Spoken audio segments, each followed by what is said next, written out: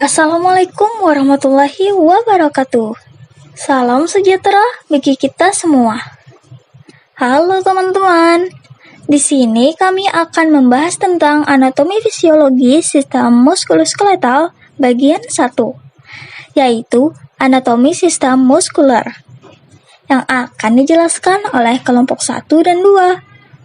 Sebelumnya, perkenalkan dari kelompok 1 yang beranggotakan Mayada, Mia Mardina, Muhammad Rudi Helmawan, Nadila Fatimah Adisti Zahra, dan Siti Afifah.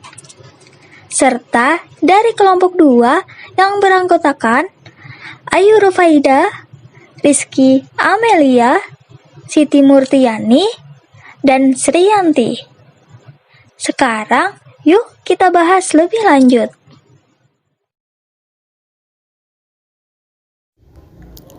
Sistem otot adalah sistem tubuh yang memiliki fungsi untuk alat gerak, menyimpan glikogen, dan menentukan postur tubuh. Terdiri atas otot polos, otot jantung, dan otot rangka. Otot adalah gerak aktif yang bisa menggerakkan tulang, kulit, dan rambut sesudah menerima rangsangan. Seluruh sel-sel otot memiliki kekhususan yaitu untuk berkontraksi. Otot membentuk gerakan di tulang tempat otot tersebut melekat dan bergerak pada bagian organ internal tubuh. Jaringan otot berasal dari lapisan mesoderm dari sel germinal embrio pada proses yang dikenal sebagai migonesis. Terdapat 3 jenis otot, yaitu tulang atau bertingkat, jantung, dan halus. Aksi otot dapat diklasifikasikan menjadi sukarela atau paksa. Otot jantung serta otot halus kontrak tanpa pikiran sadar yang disebut paksa, sedangkan otot rangka kontrak atas perintah. Ciri-ciri sistem muskular. 1. Kontraksilitas. Serabut otot berkontraksi dan menegang yang dapat atau tidak melibatkan pemendakan otot. 2. Eksibilitas. Serabut otot akan merespon dengan kuat jika distimulasi oleh impuls. Serabut otot memiliki kemampuan untuk menegang melebihi panjang otot saat rileks. Dan yang ketiga, elastisitas. Serabut otot dapat kembali ke ukuran semula setelah berkontraksi atau meregang. Pembentukan otot. Semua otot berasal dari mesodrem paraksial. Mesodrem paraksial dibagi sepanjang-panjangnya embrio ke dalam somit, sesuai dengan segmentasi tubuh atau paling jelas terlihat dalam kolom vertebral. Setiap somit memiliki 3 divisi: selektrom yang membentuk tulang belakang, dermatom yang membentuk kulit, dan miotom yang membentuk otot.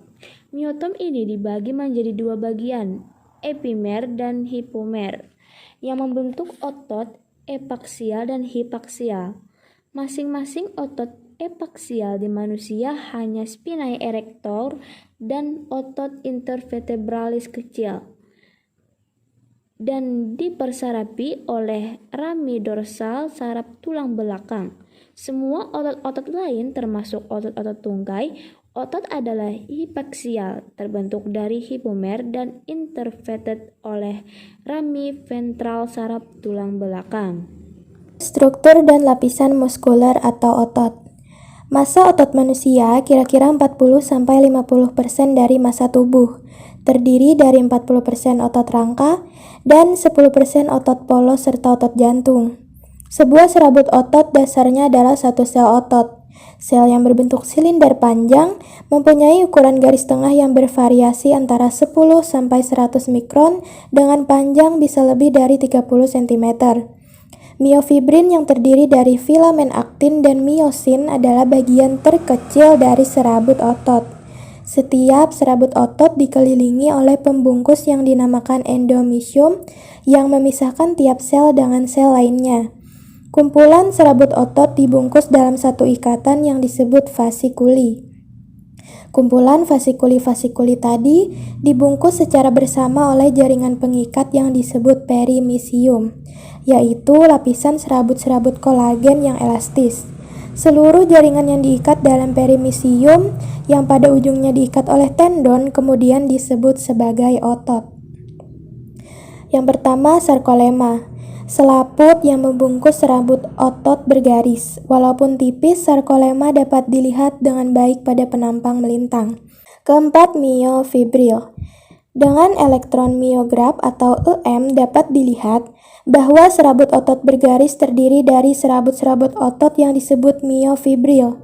Myofibril berjalan longitudinal dan mempunyai garis-garis melintang. Tampak sebagai bintik-bintik yang dipisahkan oleh sitoplasma yang berwarna pucat. Sitoplasma ini disebut sarkoplasma. Kelima, sarkomer. Sarkomer adalah bagian myofibril yang terletak di antara garis Z sampai garis Z berikutnya. Panjangnya 2-3 mm. Sarkomer adalah satu unit kontraktil otot bergaris. Pada waktu otot berkontraksi, panjang satu sarkomer menjadi kira-kira setengah daripada waktu otot dalam keadaan relaksasi. Pada sarkomer terdapat pula sepasang filamen yang mengandung protein, yang tebal disebut miosin dan yang tipis disebut aktin. Keenam, sarkoplasma. Yang ketujuh ada mikrobin. Yang kedelapan ada sarkolema. 9. Ada motor unit, adalah saraf gerak beserta serabut otot atau muscle fibers yang dilayaninya. Yang ke-10 motor and plate neuromuscular junction. Otot memiliki 3 jenis lapisan pembungkus, yaitu epimisium, perimisium, dan endomisium.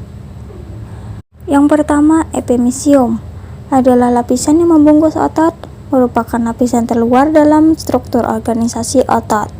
Pada suatu epimisium terdiri dari beberapa vesikel otot. Lapisan ini yang memisahkan antara vesikel yang satu dengan vesikel yang lainnya, atau satu grup otot terdiri dari beberapa vesikel.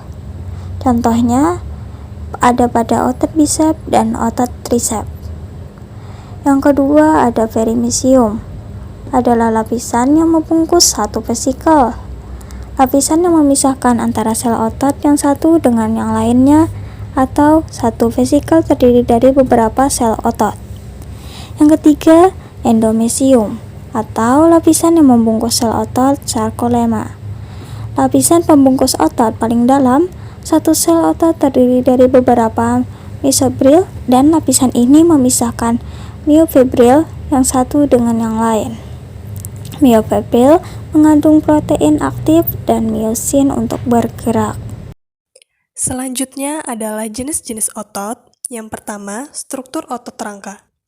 Otot rangka merupakan otot lurik yang menempel pada rangka dan berfungsi menggerakkan tubuh.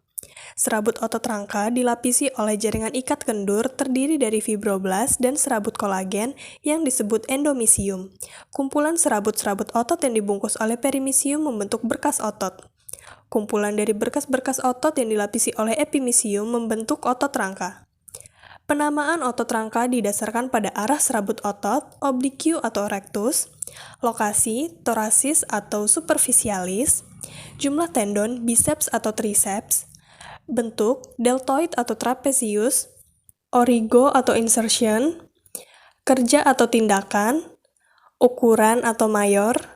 Contohnya adalah musculus rectus abdominis, otot perut dengan posisi berdiri atau tegak lurus otot sekitarnya, musculus dorsoscapulae, otot yang letaknya di atas dekat tulang belikat, musculus obliquus externus, otot yang letaknya miring atau menyerong di sebelah luar, dan musculus longissimus dorsi, otot di daerah punggung yang memanjang.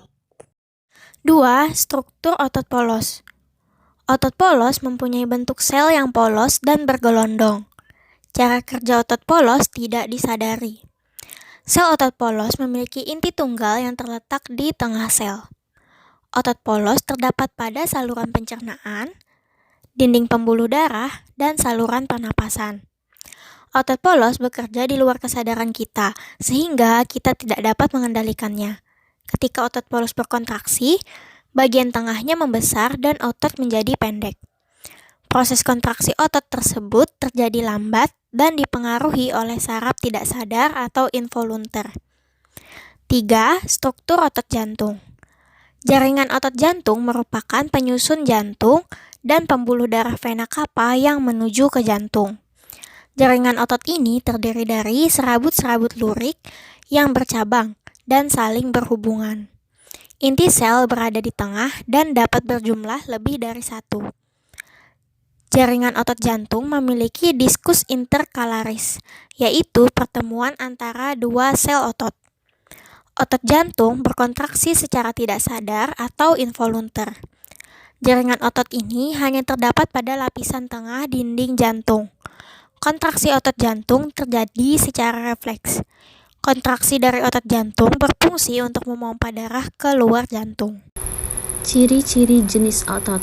Yang pertama, otot lurik yang mempunyai ciri-ciri sebagai berikut.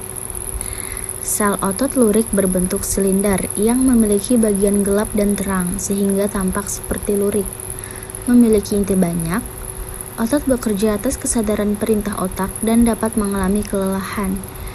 Otot melekat pada rangka sehingga disebut otot rangka.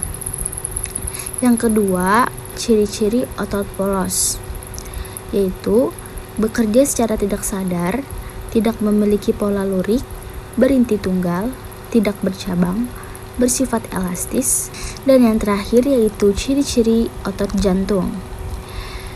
Sel otot jantung berbentuk serabut lurik yang bercabang-cabang. Sel mempunyai satu atau banyak inti sel dan terletak di tengah serabut. Otot bekerja di luar kesadaran alias tidak diperintah otak, tapi dipengaruhi oleh persediaan oksigen yang cukup. Yang terakhir adalah gangguan otot. Yang pertama, gangguan otot akibat aktivitas.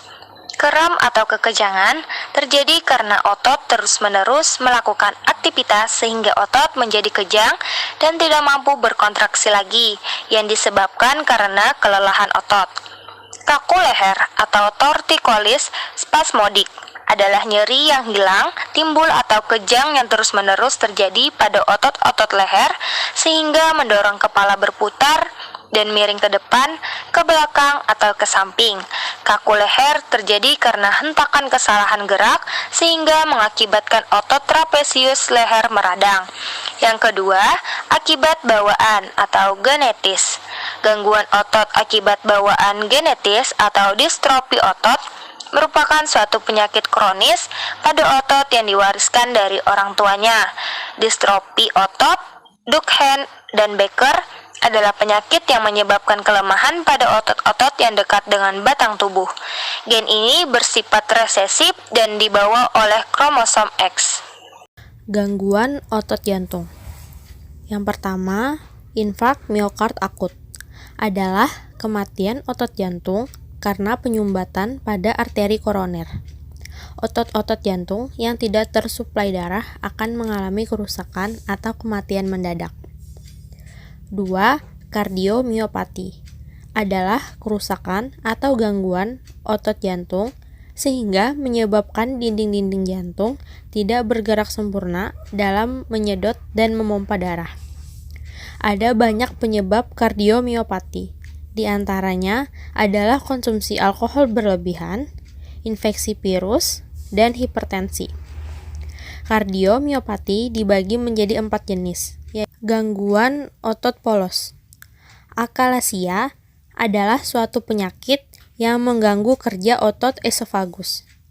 Istilah akalasia artinya kegagalan untuk relaksasi dan mengacu pada ketidakmampuan dari sfinkter esofagus bawah atau suatu cincin otot antara esofagus bawah dan lambung untuk membuka dan membiarkan makanan masuk ke dalam lambung. Sebagai akibatnya, pasien dengan akalasia mempunyai kesulitan dalam menelan makanan.